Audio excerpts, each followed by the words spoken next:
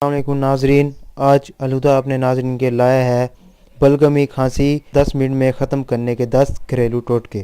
Number 1، بھاپ لیں جس سے کھانسی اور بلغم کو آرام ملتا ہے۔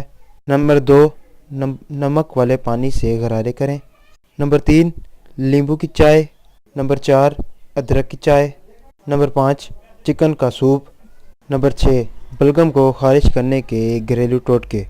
خشک ملٹھی، خشک آملہ لے کر ان کا پاؤڈر تیار کریں اور روزانہ دن میں 2 مرتبہ استعمال کریں۔ اس سے آپ کی بلغم والی کھانسی بآسانی ختم ہو جائے گی۔ نمبر 7، ہلدی کا استعمال کریں۔ ہلدی کو گرم دودھ میں ملا کر پئیں روزانہ، یا ہلدی کے دودھ میں شہد بھی ملا کر پی سکتے ہیں۔ ہلدی کے دودھ میں سیب کا بنا ہوا سرکہ بھی ملا کر پی سکتے ہیں۔